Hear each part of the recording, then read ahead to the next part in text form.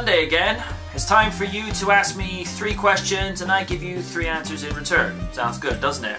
And this is a Win the Rogue special. It's been a while since we have had one of those. How you doing, by the way, sweetheart? First question. Not sure if you've answered this already, but you're going to ask this anyway.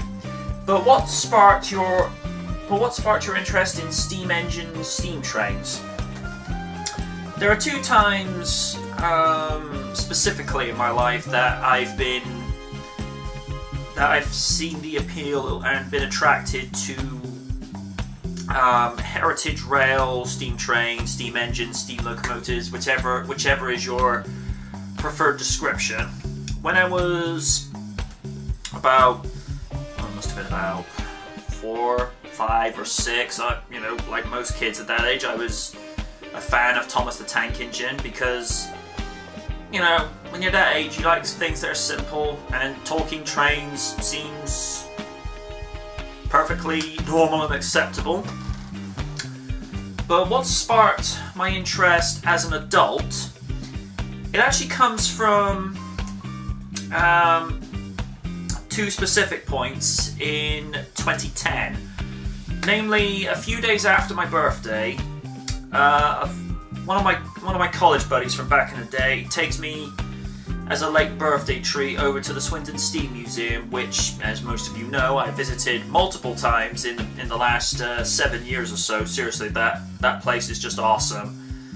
If you're a steam enthusiast that comes into the UK, you know, by all means, go to the National Rail Museum, because that is one of the places to go. But Swindon Steam, despite being a much smaller museum compared to the National Rail Museum, excuse me, Swindon Steam offers just as much, because they make more of what they have. Because they have little to work with, they try to make more of it and actually recreate the atmosphere and what have you.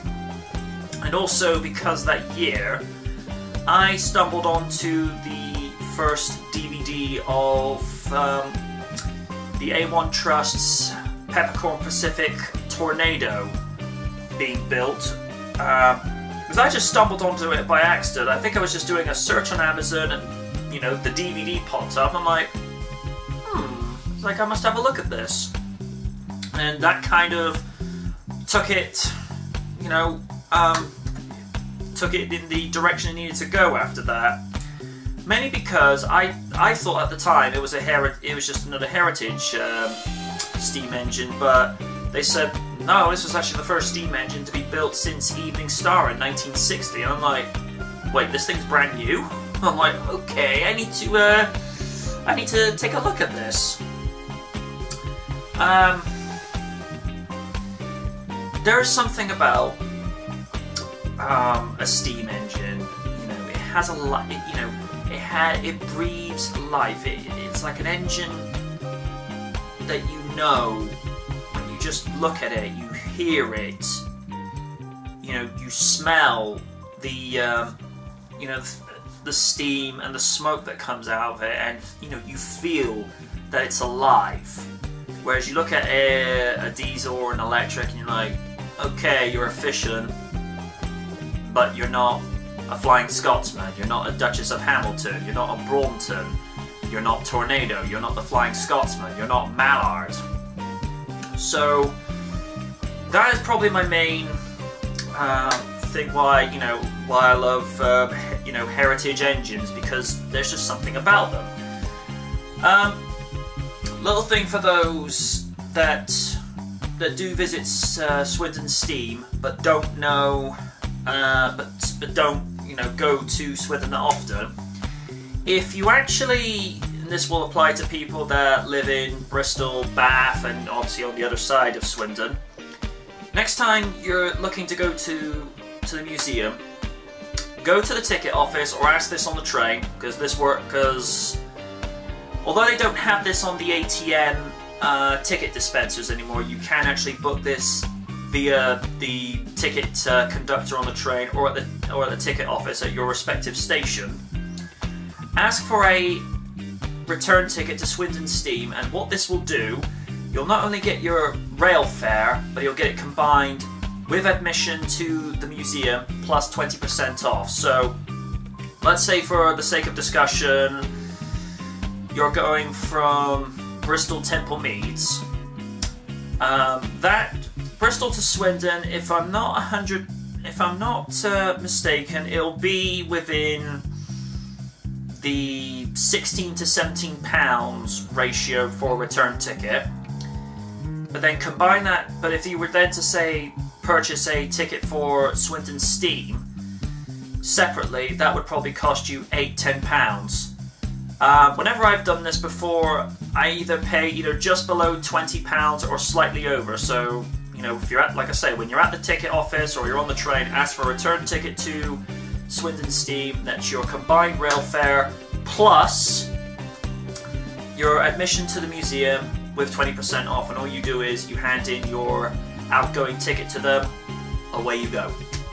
Hope that answers your question, and to anybody that, you know, wants to go to the museum that's in the West Country area, there's your little tidbit for you. Hope that's helpful.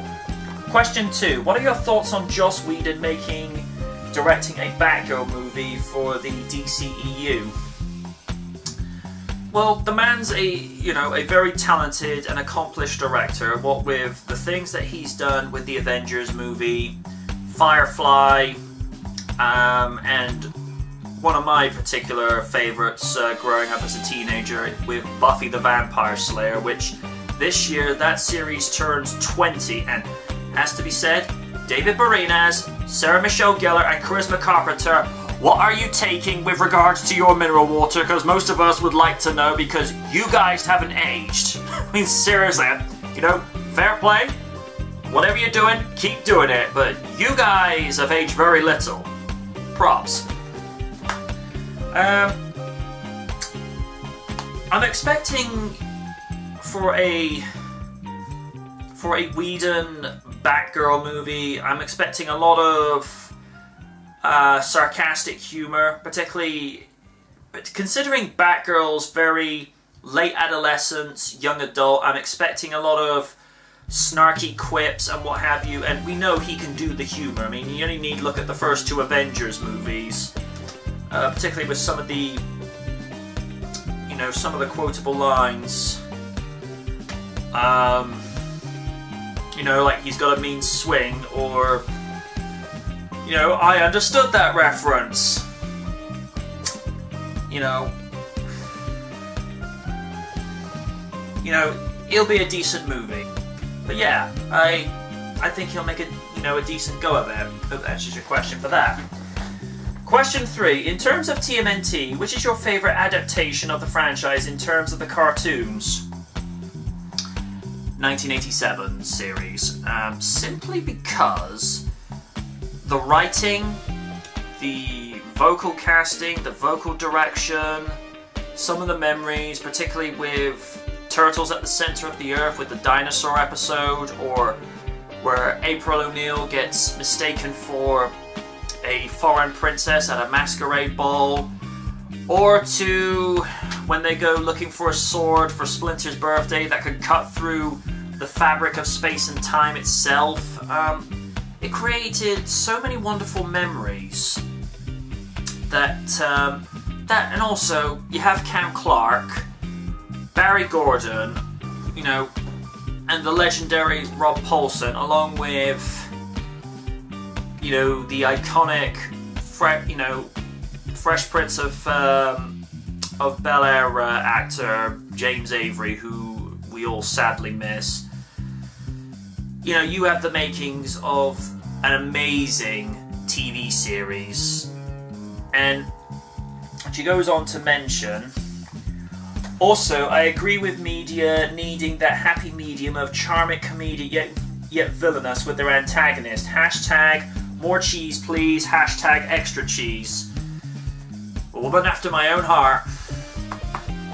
I think it's just because back then not everybody wanted to do the whole uber gritty Nolan serious thing, which, you know, I get why they did that with the Batman series in 2005 to 2012, but after a while it's just like, okay, can we make it a little bit lighter now because, you know, we've done the dark, gritty stuff, but it's reminding us too much about reality. We'd actually like to have it lightened up a little bit.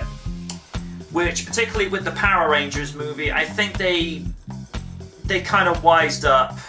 You know, the producers kind of wised up that it doesn't need to be Batman gritty. You know, they've made it more mature, but they got it to a level where it was balanced, and that's what I think we need. Hope that answers your question. That's it from another week. You know how this shtick works by now. Leave a question in the comment section below if this is on YouTube, VidMe, DynamicKnight.com, Facebook, Twitter, Tumblr, or over at River City Gamers. How you doing, guys? With the hashtag AskTheKnight. But until then, ask again.